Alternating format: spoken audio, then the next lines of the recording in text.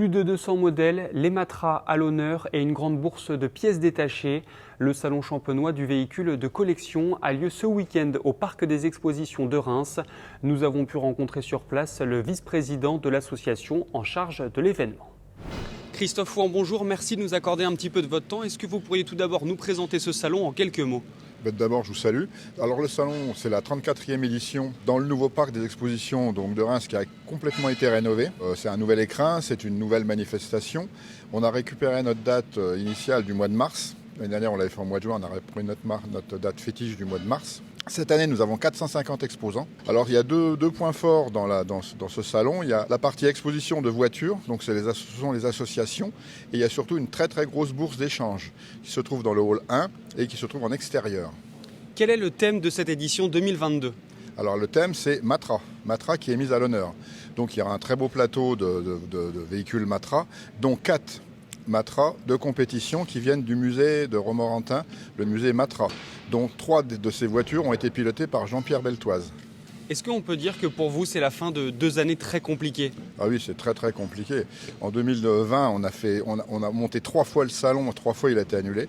En 2021, on l'a fait au mois de juin, ça a été un peu plus qu'en double teinte parce qu'il y avait la jauge et il y avait surtout le couvre-feu. Donc là, ça a été vraiment un petit peu très, même beaucoup difficile. Vous vous attendez à quelle affluence ? Alors là, on n'en a vraiment aucune idée.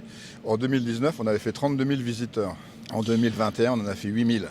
Donc une différence énorme. Là, on espère retrouver un peu de vitalité auprès de nos visiteurs. Je sais pas, on espère faire 18 000, 20 000 quand même. Ce serait bien. Est-ce qu'il y a 1 ou 2 véhicules vraiment à ne pas rater cette année dont vous aimeriez nous parler ? Oui, il y a les Matras. Il y a 4 Matras qui sortent du musée Matra. Ce sont des véhicules exceptionnels.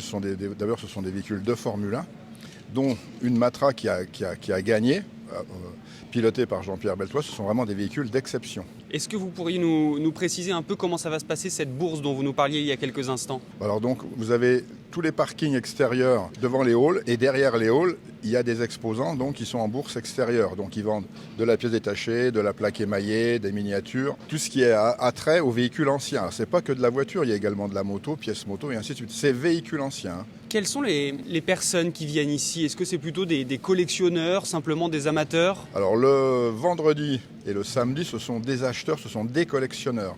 Donc il y a ceux qui restaurent leurs voitures et puis il y a ceux qui achètent de l'automobilia, qui font collection de plaques émaillées, qui font collection de mascottes, qui font collection de voitures à pédales.